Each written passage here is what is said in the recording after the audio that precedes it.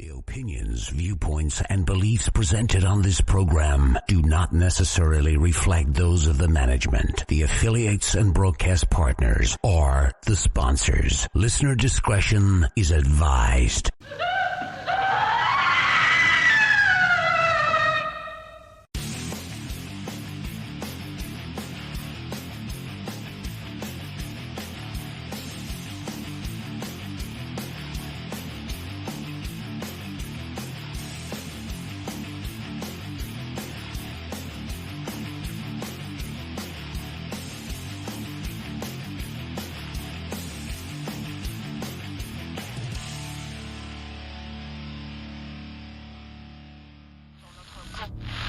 From United States confirm international fighting in Texas, New Mexico, Arizona, and now parts of southern Nevada. Government took every gun from every person after the takeover. There are guns and bullets. I've seen them. Hell, little girl killed 2 of our guys with one of the guns.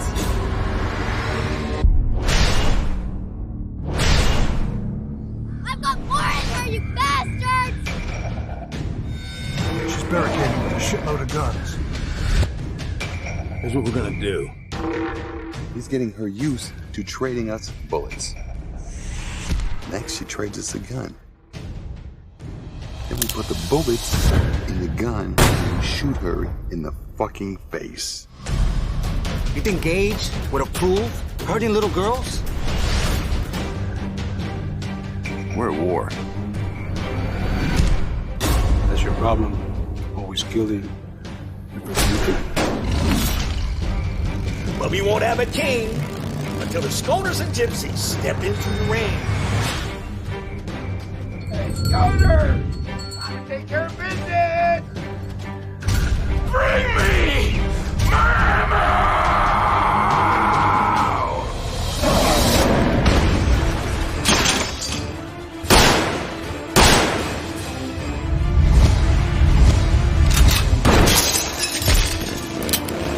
I smell blood on the highway. This is power. Real power.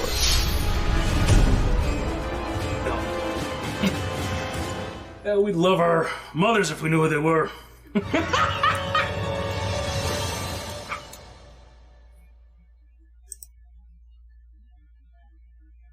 And good evening, everyone, and welcome to Scarefest Radio. The original broadcast date is June 28th, 2019. And baby, we are on the upturn now. We've got stuff going on this weekend around town. We've got 3, count them 3, celebrity announcements for tonight. And of course, we have joining me tonight, Holly LaFavors returns finally after her long absence as co-host. Hello, Holly. Hi. And our super special guest tonight, making his presumably live video interview premiere, Mr. R.A. Mihailoff. Hey, Wes. Hey, Holly. How are you guys? Hey. And the reason I can make that claim to fame, everyone, that this is the first show he's appeared on, I helped him install Skype. So there, I've done my good deed now. So we've got some stuff to talk about. We're going to do a celebrity announcement at every 15-minute break. So keep that in mind, people. We're going to start at the 15-minute mark. We're going to do a 30-minute mark. You understand the concept. And during those 15-minute breaks, we'll also talk about some of the stuff that is going on around town. Now, one thing, okay, now, before we even get going, though, no graphics for this, everybody.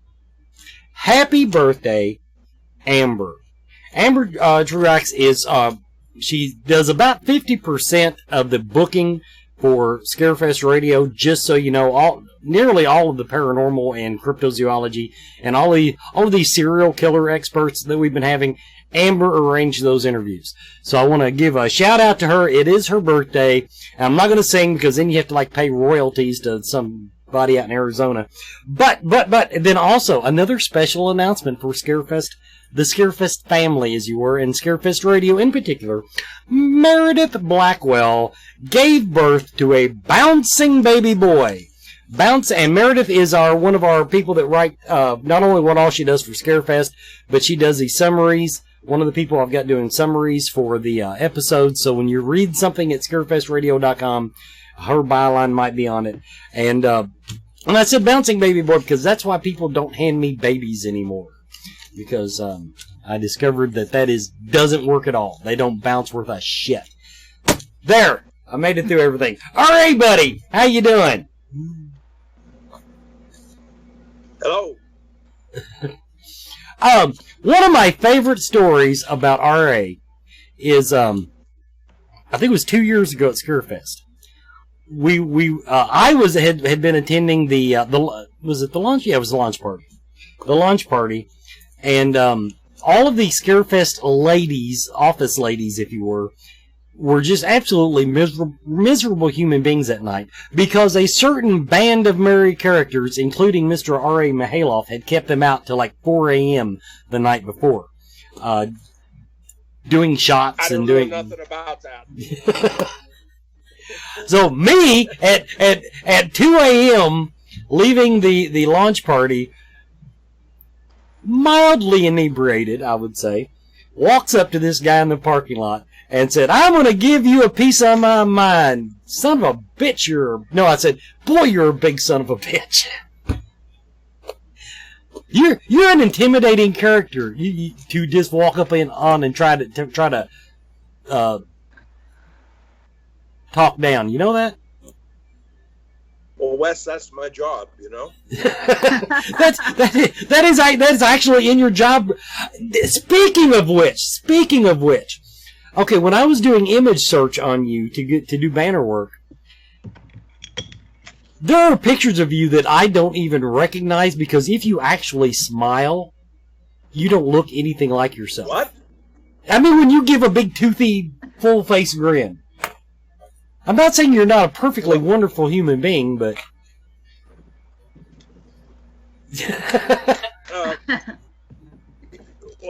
you know, there was a time. Okay, listen, I did an episode of Full House, and I have a hard time picking myself out. You know, I had really long hair and a big full beard. You know. I know what part I did, and I know where I'm at. So, but I wouldn't recognize myself if I didn't know it. You know. Okay, now enough of this frivolity. Tell us about now. Ride Hard, Live Free that we saw the trailer for. That's pretty much your newest project that's on the cusp of hitting everything. Correct? That is a correct statement on your behalf, Wes. Yes, Ride Hard, Live Free. He was scared to death, people. It's they're searching for distribution right now. Hopefully it'll come out soon, but it's I hate to describe it like this, but it's a post-apocalyptic biker movie. See, I was just going to go dystopian future. You had to go post-apocalyptic. I was just going dystopian future. Well, okay, basically just follow modern-day motorcycle clubs 75 years in the future. After something, we don't know what kind of disaster has befallen the greater United States, but the bikers are living out in the Nevada free zone, just taking care of business their way. I almost talked politics just then when I went, but I'm not going to do it. Well, okay. Now one of the premises, if I picked it up from the trailer correctly, though, is that pretty much whatever's happened, everybody's disarmed. Yes, we've lost the knowledge of firearms. And apparently that's not working out. I'm going to guess, based on the movie premise, that's just not working out very well. Well, that's a key plot point. That little girl finds a cache of weapons in a Winnebago, an abandoned Winnebago, and my group we want those weapons. She locks herself in the Winnebago, and then we try to coax her out. Then we try to drag her out, and she's got the upper hand because she's got like I said, a cache of weapons: shotguns, AK-47s, pistols. Sounds like my kind of movie. It's pretty cool.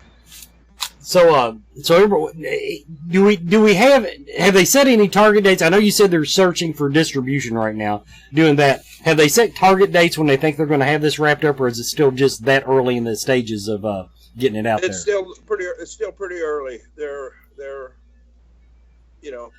working on it. What? Why does this always take so long? And it's not just this movie. I've seen some really great video, really great film work. Just hang out there behind the scenes. Just wait. Is it a top-down process? In other words, they look for the best deal they can get first, or do they most widespread distribution? Do you have any insight on how the independent films, how they get distributed like that? Not a lot, Wes, but I will tell you this: our executive producer is retired from the Department of Justice and has had no filmmaking background whatsoever. He was he was a manhunter for the government. Well, executive producers just write checks and make sure everybody's got donuts. I mean, that's he was hands-on. All the weapons in the movie belong to him personally. Oh, cool! Now I like this dude. Okay, everybody, we're gonna go ahead. Let's take our first commercial break and go ahead and get our first announcement out of the way, and I'll turn it over to Holly just as soon as we come back and get all that out of the way. Everybody, you're watching Scarefest Radio with our special guest, Mr. R.A. Mihailoff.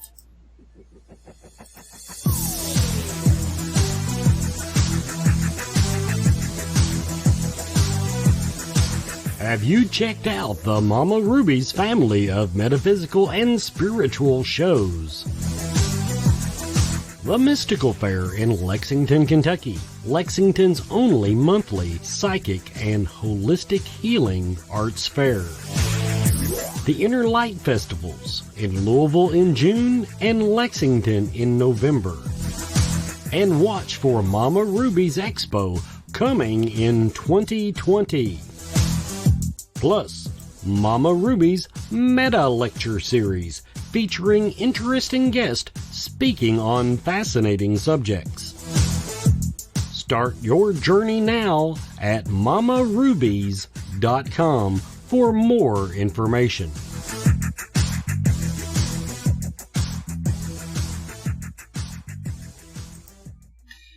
And welcome back, everybody, to Scarefest Radio, and our guest tonight is R.A. Mihailoff. Okay, first of all, slow pitch up the middle, softball, slam it over the fence. Our first guest announcement is, of course, Mr. R.A. Mihailoff. Scarefest fan favorite. See how easy this is? But I told him, you get that contract signed. If I have him on the show and I can't even announce him, I just can't stand it. And, okay, so our Mr. And now when we come back, when I get it back from Holly, we're going to be talking about some of his projects. But I don't want to spoil that for everybody. But R.A. Mihailoff is officially booked for the Scarefest, XII, Scarefest 12, Scarefest 2019. And now, this weekend, Lexington, Kentucky. Find us at the Lexington Pride Festival. That is, of course, in Lexington. It's the big, this is not me being a bad boy. I just want to make sure I get all the initials in there. LGBT. Yeah, LGBT. They've tried to add another one. LGBT community in Lexington. This is a family-friendly event, everybody. But the Scarefest will be there this weekend. Find their booth. They set up on like a street corner somewhere.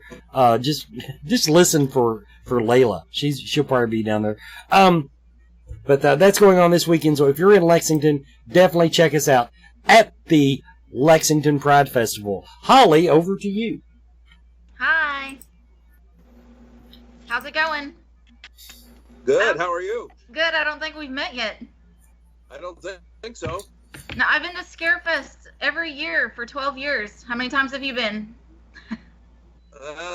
Maybe like 4. This might be my 5th year. I'm not sure. Yeah. So I read your Wikipedia. So how much on there is truth and how much is bullshit? Of what video? On your Wikipedia. A lot of it's true, but some of it's bullshit. Okay. Well, the first thing I wanted to talk about, and Wes is going to laugh at this, is wrestling, because I'm a big wrestling fan. So I want to know what you did in wrestling, thoughts on mainstream wrestling now, All Elite Wrestling, WWE, if you follow it, thoughts on indie, are you an indie fan, favorite wrestler, wrestling memories. And look, I have a pillow. Yeah. Okay. I can tell you what I did. All right. Well, let me tell you something right now, brother. Oh, my God. We're talking to Brute Bronson, the Iron City Savage, 300 pounds of coiled steel and sex appeal. I don't think you know who you're dealing with. So you were a heel. I'm fairly sure Holly is orgasmed. No. But I do have a knife here in case I do. But and I was an AWF superstar. Okay. American Wrestling Federation superstar, which was a Southern California promotion. Yeah. And let me think. What else? My tag team partner, Jake Fury, turned on me. It was horrible. It was terrible because it was Brute Bronson. It was Brute Bronson and Jake Fury together. They were furious and brutal. Yay! And in the middle of a match, we were supposed to fight the Ballard brothers, whose gimmick they were hockey goons. Mm-hmm. But he turned on me. It was horrible. Yeah. Do you still watch? Do you watch yeah, last night I was watching, that new series, what is it about, the Dark Side of the Ring. Okay. Have you seen that? No. I love it. Actually, I kind of been out of WWE for like a few months now. I canceled my subscription. It got kind of boring. Sorry, but maybe it'll pick up because of Paul Heyman. The announcement yesterday. Yeah, I saw that. I haven't read much about it, but check out Dark Side of the Ring. It's on Fusion. Okay. And it's recreation of, some very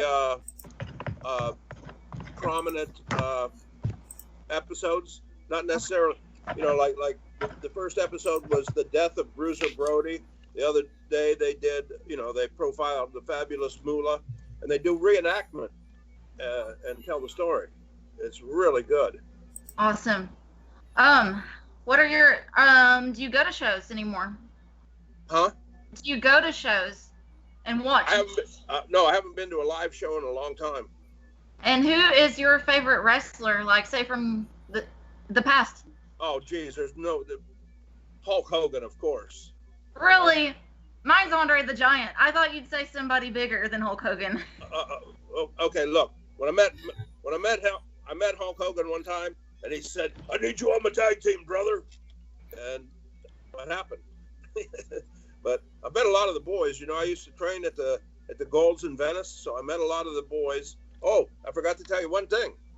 What? I was in wrestling school at the same time, as John Cena.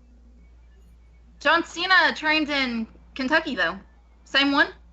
Everybody trains in Kentucky. Ohio Valley Wrestling. Ohio Valley Wrestling. That's where everybody goes to get seasoned. Yeah. You train wherever you train. We trained in Southern California, and then he got a contract with WWE, WWF, whatever, and they moved the guys up to the Ohio Valley, and that's where you learn to work. Yeah, now I know that Ohio Valley Wrestling is a spot for Impact Wrestling instead of the WWE. It's like the minor leagues. Yeah.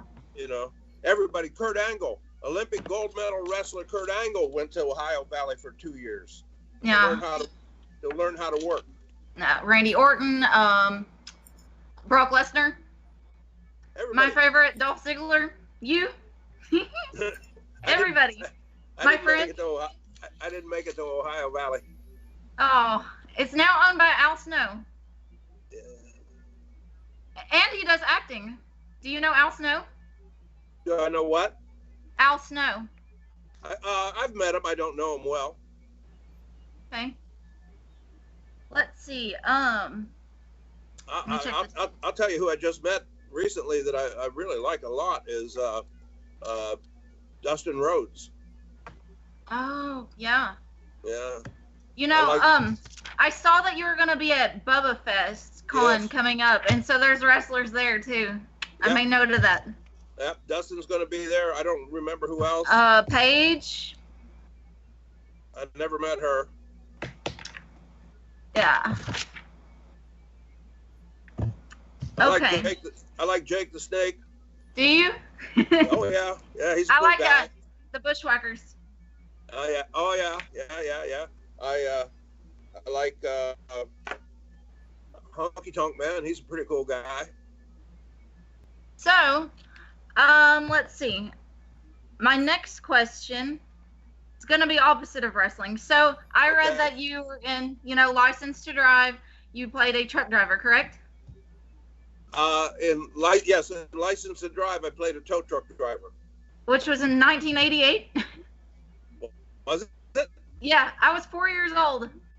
But I'm still a big fan of the two Coreys. So my question is, do you remember the two Coreys? Do you remember Corey Haim? Did you work with them on that set at that time? Hello? We made RA's video just locked up. We might. Okay. Yeah, it's not on your side, Holly. It's on our. Tell you what, I'll try to get him back. Let's go ahead and pop to our commercial break, and then I'll call him back here and see if we can get it restarted. So we're at right there.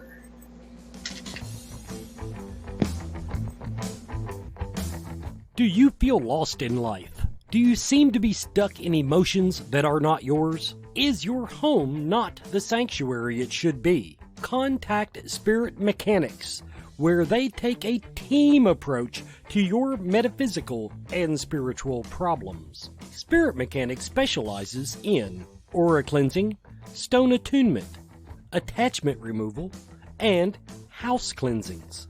Spirit Mechanics tailors their approach to your individual spiritual path and needs. Find them every month at Lexington, Kentucky's Mystical Fair, mysticalfairlex.com, or on Facebook by searching Spirit Mechanics, that's MECHANIX. Spirit Mechanics, for your spiritual health and well-being.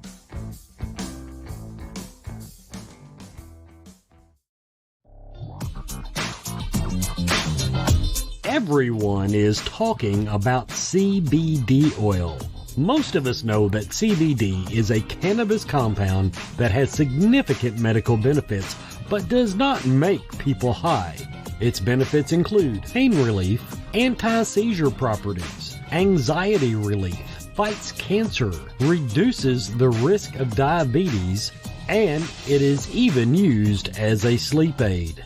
Blue Leaf Naturals CBD and hemp products are full-spectrum hemp extract oils. They use only hemp grown in Kentucky, supporting Kentucky farmers and businesses and helping you and your family stay healthy and well. Blue Leaf Naturals, created with care from seed to shelf. Visit their website at blueleafnaturals.com. Blue Leaf Naturals, a Kentucky proud company.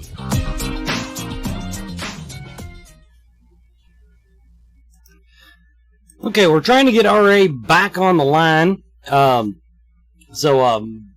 it's showing his Skype active, but it's not he's not able to answer. But we'll get RA back on, and if I have to, I'll just edit this in post. In the meantime, let's go ahead with our next celebrity announcement, and we have coming to Scarefest, Mr. D. Snyder. D. Snyder. A lot of people have been asking about him, of course.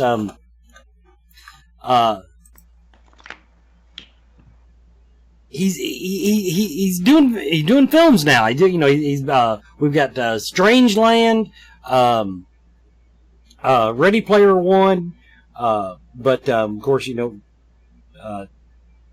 Twisted Sister is what everybody knows him by.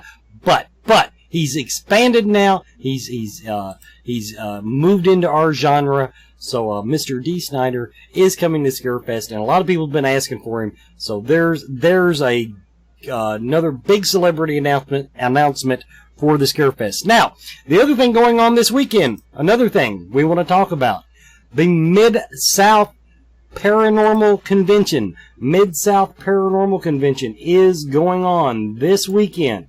Among other people that you can see at the Mid-South, Christopher St. Booth will be there and presenting. Mr. Dalen Spratt from Ghost Brothers. Joe Chin from Ghost Hunters. Ken Gerhardt, cryptozoology. I think he's even in UFOs, but cryptozoology. I haven't talked to Ken forever. I almost want to go to Louisville just because I haven't seen him forever. But yeah, also Scott Tepperman from Ghost Hunters International will be there. I just got reconnected to him on Facebook. We've been talking a little bit. Scotty and Terry Rorick. Spooky Scotty is there. And Willie Windwalker, if Willie can, I think there was a rumor that Willie wasn't going to be able to make it due to some problems that he was having health-wise in the family. Our hearts go out to him, but he was scheduled. But so there's just a few of the people. They've got just a ton of people that are coming. But there's some of the big names that you'll recognize. Okay, I'm going to try now again. I'm going to just put myself on camera and see if we can get R.A. added again. There we go. He's at the top of the list. Let's add him and see what happens.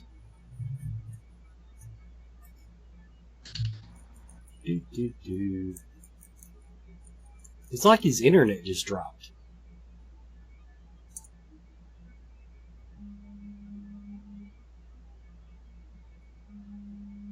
I guess I could try him on the cell phone. Okay, he's calling right now. Hold on. No, you didn't do anything wrong. It's just typical internet stuff. Let's see here. I've got. Well, is this your cell phone? I'm gonna hang up and I'm gonna call you back on your cell phone, and we'll just do the rest of the show audio only. Okay. Heck of a nice guy. Okay, so let's see. I've got him somewhere in here. There it is.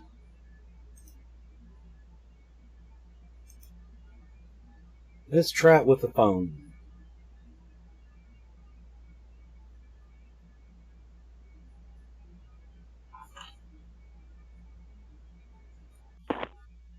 Hello? Wes? Yes, okay. We've got R.A. back on the phone. Sorry about that. That is just something that the internet and Skype likes to do for every now and then. Just blow the hell up. So yeah, because I'm showing real good bars and everything here. I'm gonna blame that Apple iPad that you're using then, because it's Apple. Take that, Brandon Griffith. Okay. What's that? We've done our commercials while we had the little technical difficulty. We got all that out of the way. So now, R.A. Yeah. Now, one of the things that I like to do when I want to gently bust an actor's chops when they're coming on the show is pick out some really mundane or non-memorable part that's on their IMDb and use that as their introduction. In your case, I used Farmer number 2 from License to Drive, wasn't it? No, Moving Violations. Moving Violations. But coming to find out, RA tells me there's actually a really cool story attached to this part. And now get ready. I when I saw that this morning, I laughed my ass off. This, how long do we have? I'll try to keep it short. Oh, we can go 15 minutes before we even bump a commercial. Okay, you ready for this? Follow I'm me ready. on this ride, will you? Are you okay? So, Moving Violations was one of the first. It was the first movie I ever did under the aegis of the Screen Actors Guild. Okay, in other words, that was my entree into the union. I went to the audition, and in the beginning of my career, I was plagued by poor audition. You know, I would go to an audition, I would see guys that I've been watching for, for years. I had a really good agent, and she would get me in, and I would see these guys, like, oh Jesus, I mean, guys I've been watching, like Bob Tessier, Brian, James, Tim Thomerson. I'd be going in with these guys, and I'd kind of like choke up, and so I wasn't really good at auditioning. But I went in for this part, Farmer. It actually, oh, wait a minute, it gets better. I didn't go in originally for Farmer number 2. I went in for Van Driver. Okay. Okay. Which was just like a nowhere nothing part. And after I did my thing, after I did my reading and stuff like that, they're always very polite. Oh, that was great. Thank you very much. We'll let you know. I walk out of the office, and I run into Jennifer Tilly. Oh, Larry, how are you? Jennifer, what are you doing? Oh, I'm down here for this movie, License to Drive. Me too. I just auditioned for it. I'll walk you to your car. I walk her. It turns out she'd been cast as, the female lead in the movie. And the casting director saw us hugging and talking and, old friends in the hallway. And I'm convinced that's why I got the job as Van Driver. Okay. So, time goes by, don't hear nothing. Time goes by, I don't hear nothing. I get a call one day from the casting director. All right, I've got some good news and I've got some bad news. The bad news is your part, but we've run over budget, we've run over time. Your part has been cut from the movie, but you will be paid. And, okay, so, well, all right. So that was the end of that, I thought, until a week or two later, I get a call from the casting director. She's at the wrap party. The wrap party, when the movie's over, they have a party. And she says, can you get over to Culver Studios tonight? The director wants to see you. So I beat butt to get across town, and I go to the wrap party. She says, wait right here. I'm standing in the middle of this dance floor. She walks over to the director. I see them, huddling. He looks at me. He nods, and she comes over. You're going to play Farmer. You're going to play Farmer number 2. So I actually worked on the movie after the movie was wrapped. Okay? Now, the plot thickens. So my part was Farmer number 2. My line was, well, the gag is, remember Wendy Jo Sperber, the comedian? Mm-hmm. Well, she's jogging. She had this scene with Fred Willard, and he's talking about cars, and she thinks he's talking about her. Anyway, it convinces her, causes her to go on a jogging regime to get in shape. She's at the crest of this bridge when she gets tired. She sits down on the, what do you call that thing, the railing, and falls off the bridge into the back of the farmer truck. Okay? Now, the guy that drove the truck, I got to ride in the truck just, I guess, to be the second body. But the guy that drove the truck was Gary McClarty, who was one of the most prominent stuntmen in the business. Remember all those? 48 Hours when they hijacked the semi truck? Yes, actually I do. Yes. Well, that was Gary McClarty driving. He was a excellent driver, and he was also implicated in the Robert, who murdered his wife, or did not murder his wife, excuse me, shot her in the... not Conrad, God dang it. You know who I'm talking about. Oh, yeah. She fell off a boat. She fell? Who did? You know who you're talking about? No. Oh, this is a different one. Oh, you're talking about not Columbo. Yeah. No, what did he play? No. He played a detective. Yeah. Jesus, Robert Blake. Yes, okay. With the parrot. Yeah. Okay, so anyway, during the trial it came out that Robert Blake asked Gary McClarty to murder his wife. He turned that offer down. Anyway, it even gets better. Okay? So, Wendy Jo Sperber could not fall off a bridge into the back of a moving truck, so they hired a stunt girl to double her. And it was a practical stunt, man. There was no rigging of any kind, no decelerator. There were fall pads in the back of the truck. The truck was moving, and she went, under a bridge, and she went off and hit her mark, and everything was great. And she was very nice to me. And her name was Barbara Klein. Okay? Fast forward several years, we're on Texas Chainsaw 3. Kane Hodder, as you know, was the stunt coordinator. He brings Barbara Klein in to double Kate Hodge. So, it was cool. I remembered her.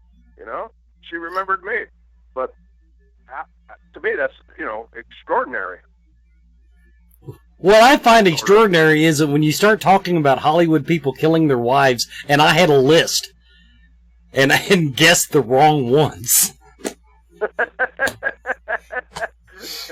So. Well, yeah. But Robert Blake did not get convicted of the murder, so we can't say he killed her. That's right. Yeah, that's. Yeah, but all those years earlier, when I was just a young pup, young and tender, it was my first, my first union job, and then years later, Barbara Klein comes up again. I thought that was kind of cool. Now, I do have a question from the chat room before I turn it over. Well, we're close enough for our other commercial break too. But okay, the movie Smothered. What is this story about Fritter the dog? What about it? Well, I don't know. They're in the chat room. They're saying there is some great story that you told somebody about Fritter the dog. Well, all I can think, I probably should have got an Academy Award for that movie, acting like I liked that dog. Oh, okay. That dog did not like me, and I didn't like him. It belonged to one of the girls in the cast, and I know what it was. The first day on the job, I was late. I thought the transportation van was going to pick me up at the hotel. They thought I was driving myself to the set, so there was a snafu. They came and got me. So I was late. First thing off, boom, right off the bat, I'm late. Okay, I hate that. As we spoke about earlier, Wes, we're perfectionists, and that's just about the worst thing you could do, be late for a call. And so already I was feeling kind of stupid, And so the first scene we did, Kane was driving the Mini Winnie, and I was in the front seat, passenger seat, holding the dog. And Kane said something about, be careful, don't hurt the dog or something like that. And I said, don't worry, I won't. So we come barreling down the hill and come to hit a log and come to an abrupt stop. I pitch forward, cradling the dog, and crack the windshield. Saved the dog, but cracked the windshield. So, you know, 2 strikes, you know, within the first hour of working on location. Everyone, we are going to take our final commercial break now. We will be right back with more Scarefest Radio, and via phone now, R.A. Mihailoff. We'll be right back. Coyote Chris Sutton. Shamanism. Spiritual advisement. Paranormal investigations. Inspirational presentations. Bringing light to the darkest places for over 20 years. Go to coyotechris.com to learn more. And welcome back, everybody, to Scarefest Radio. Another sponsor of Scarefest Radio. Don't forget about Akashic Awareness. Akashic Awareness comes from Mark and Shelley's love for the Akashic Records. This is a little metaphysical shop down in Elizabethtown, Kentucky. Check them out. Go to AkashicAwareness.com. And now we've told the dog story, and my dogs have lost their friggin' minds. So anyway, but a quick plug here. Tomorrow, Saturday, June 29th, Catherine Murphy of Nirvana Yoga and Wellness, from 2 to 4 p.m. tomorrow, is doing a sound bath with the Sun Gong. Do I know what that is? No, but it looks interesting as all get out. So a sound bath with the Sun Gong, that's one of the... Go to their website, AkashicAwareness.com. Darn near every day of the week, they have something special going on at that place beyond their normal offerings of all types of healing and metaphysical helpful items that they have in the shop. So we got that going on. Now, next celebrity announcement. Christine Elise. Christine Elise. Now, of course, we're bringing her in. She was Kylie in Child's Play 2. But her IMDb is actually so long, it's another one of those. Oh my God, she was in all this stuff. She's been in China Beach, Northern Exposure, A League of Their Own, In the Heat of the Night, Beverly Hills 90210, ER, Thin Pink Line, I don't know that one. Family Jag, more up to date. I want to see this Bathing in the Single Girl. It's only a short, but that looks just interesting as all get out. But and Cult of Chucky, of course, staying with the Chucky movies. Cult of Chucky, she's been in that. Get Shorty, Parachute. Christine Elise. If you don't recognize the face, you're not paying attention. And okay, so there's our celebrity announcement. Now, the other thing I want to tell you to do this weekend, and this is one I wish I had time to get to. Halfway to Halloween at the Sky Bar in Lexington. Sky Bar in Lexington is hosting Halfway to Halloween party. Costumes encouraged, drink specials all night, co-sponsored by the Scarefest and a couple of radio stations and all kinds of stuff.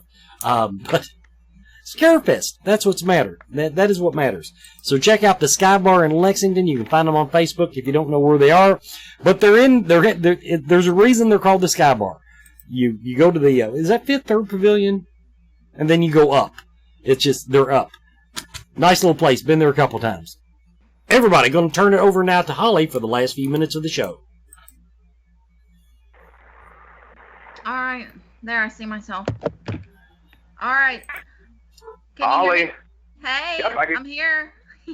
Hi, Holly. How are you? I didn't hang up like you did. I didn't hang up. I didn't touch anything. Yeah, right. You hung up on us. Well, so, it locked up, and I tried to call you back. Okay, my next question is it's going to be about paranormal, and Wes doesn't book me with paranormal guests, but here we are. So he knows I'm a skeptic. So my question is, anything new going on in the paranormal with you, paranormal community? Doing any shows? Any paranormal conventions? Caught any ghosts recently? No. No to all of the above, I can't speak of anything. You know, for us Hollywood ghost hunters, it's difficult to get all three of us together at one time. You know, Yeah. because we're all off doing different stuff. What the biggest mystery to me is why Rick McCullum, Kane Hodder, and I do not have our own show. That is the mystery of the ages. It's a paranormal mystery. Mm-hmm. Mm-hmm. Have you seen the new Child's Play movie? I have not seen the new one. I personally loved it, so I recommend seeing it. What about Pet Sematary, the remake? Nope, haven't seen that. What are your thoughts on remakes? You know, if I'm in them. Okay. So, do you like to watch yourself on camera? I don't. You know, I don't know. I don't go out of my way to watch myself. You know. Yeah. One time, I just happened to have the TV on randomly, and I think Hatchet 2 was on, and a girl that I went to high school with, you know, grew up with, basically went to high school with, stopped by to visit. You know, she lived out of state and stopped by to visit, and it just happened. You know, I said, "Oh, look, friend, there's that's me right there." You know, that was kind of cool. But you know, it's not like that. I'm not like that woman in that episode of Twilight Zone. I don't sit in the darkened room and watch movies on myself. You know. Yeah. So where are you from? Pennsylvania, right? Yes. Do you still live there? I spent a lot of time there. Yes. So is it a small town? I've drove through. I'm on A the way to little New farm York. town. Where? I drove through on the way to New York. I liked Pennsylvania. Oh yeah. What I saw of it. I'm from a small town, so I like small towns. When I growing up, well, my grandparents had a farm, but nobody, you know, nobody from the next generation wanted to take it over. But I worked on a farm, you know, as a kid, just about every kind of farm you can think of. Oh, that brings us back to moving violations. Farmer number 2, they were pig farmers, and guess what? I worked on a pig farm when I was a kid. Ew. Thought you had a dairy. That's scary. I did that too. I worked on a pig farm. I worked on a dairy farm, and believe it or not, I worked on an egg farm. An egg farm? Yeah. You know, where they raise chickens and the chickens lay eggs, and you you grab them, you wash them, and you put them in the carton. You know. Yeah. So. There's a lot of Amish community around Pennsylvania, and here too, where I live. Were you around any Amish? Yeah, we bist my brother. You used to be Amish, right? No, but I'll tell you something. I'll tell you a little personal thing. All right. All right. My girl cousin, you know, who grew up with me, she married. We call him changeover. You know, he grew up Amish, but he changed over to, you know, English. Yeah. And we always knew that, you know. So one day I was at my uncle's house, and there. So my girl cousin, her ex-Amish husband, had 3 beautiful daughters, and the oldest daughter was dating this guy, big old rugged construction working, you know, 4-wheel drive pickup truck, flannel shirt, ball cap kind of guy, and you know, we were all laying about the living room after a Sunday dinner, and this big old boy starts talking to my cousin's husband in Amish, and I couldn't believe it. And I said, "Paul David, how do you know that? How do you know Amish?" And he goes, "Because I grew up Amish." So he did the same thing. And yeah, so I've got Amish in my extended family. And Paul David taught me one of the most important things to know when you go to an Amish dinner. What? May Hinkelfleisch. What'd you say? May Hinkelfleisch. More chicken. Oh my gosh. You're speaking Dutch, I believe. Huh? Wait, they speak Dutch their own dialect. Well, it's German. It's German, but yeah, it's their own dialect of German. Mm-hmm. You know, and I know how they got the name Pennsylvania Dutch. Oh, really? Yes, I do. Let's hear it. Yeah, well, okay, I'd be glad to tell you. You know, they came over in the like late 1700s or early 1800s. Started coming over. And they wore those big black hats and those long coats and stuff like that. And you know, probably when they got off the boat and came into town, you know, all them Pennsylvania mountain men, you know, back in the 1700s, you know, that's where the whiskey rebellion. Pennsylvania is where the whiskey rebellion started. So all these buckskin, you know, musket-toting Pennsylvania mountain men are sitting there probably half tanked on rye whiskey, you know, and they see these guys coming into town. Hey, who are you? Where are you from? Ah, we are from Deutschland. Oh, you're a Dutchman. Oh, yeah. Yeah, see? So they created their own culture. Yeah, but I think that's how they got the Pennsylvania Dutch. I know, like where Kutztown, Pennsylvania is, because they make some really good soda that they sell here at the market. It's like cream soda. Oh, really? Is that near where you're from? Kutztown. My high school art teacher went to college there. It's a little ways from where I'm from. Oh, okay. But no, there's Amish everywhere in the Midwest. Oh Lord, I know it? There's none in Lexington, right? Well, not in Lexington, but yeah, around Lexington, yeah, there's plenty of them. Oh, well, I mean, they're right outside of here. Well, just go to Bourbon or Harrison County and just drive down any side road for any extent, and you'll get behind one. Don't you worry. Yeah. Yeah, I was driving from the Cleveland airport earlier in the week and had to pass an Amish buggy. Wow, Cleveland. Yeah. Yeah. Well, everybody, we're pretty much at the end of the hour. Now, okay, before I let you go, R.A., I did want to ask you, now you said you told Holly you didn't watch much of your own stuff. Have you watched Death House? You and I talked about this a little bit the other day. Have you watched Death House? Yeah. I've watched everything I've done. I just, okay. Watch it obsessively or anything. But yeah, I saw Death House. I watched Death. Well, no, Wes, I've got to amend my speech a little. I don't think I've watched the whole movie. But I did. But I did watch the part. You watched your part, dude. Yeah, you watched yours and Kane's big scene. Yes, exactly. Yeah, I've never wanted to like a movie any more than I wanted to like Death House, but I felt unsatisfied at the end of it. It just, after I watched it, was just like, there was too much. I don't know if it was too much going on or if it was just it had every part that I look for in a horror movie. Everything.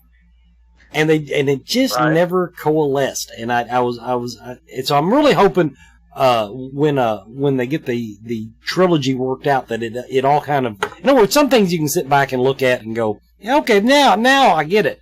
So I'm hoping that project goes forward. So everybody, yeah, I would never. I'm sorry, didn't mean this. No, go ahead. All right. Oh well, I've been told that they're going to expand my part if they do another one. So I would really like to see it happen. I thought you were dead. Of course, I guess you could be in the first part. So. Yeah, I could be in the first part. Yeah, because you're not dead yet. I'm sorry. Time travel messes with me. I'm still having trouble with that. So everybody, this has been Scarefest Radio. Our guest tonight has been Mr. R.A. Mihailoff, and he's went above and beyond because not only did he install Skype just to do this interview, when his Skype crashed, he graciously called in on the phone. To recap what all we've done tonight, R.A. Mihailoff is coming to the Scarefest. Dee Snider is coming to the Scarefest. Christine Elise is coming to the Scarefest. Scarefest XII, Scarefest 2019, Scarefest 12. And catch the Scarefest gang at Lexington Pride, the Mid-South Paranormal Convention, and then halfway to Halloween at Sky Bar this weekend. If you're doing anything this weekend, you're going to run into somebody from the Scarefest. Except for me, I'll be in the hayfield. Everybody, this has been Scarefest Radio. Thanks for watching.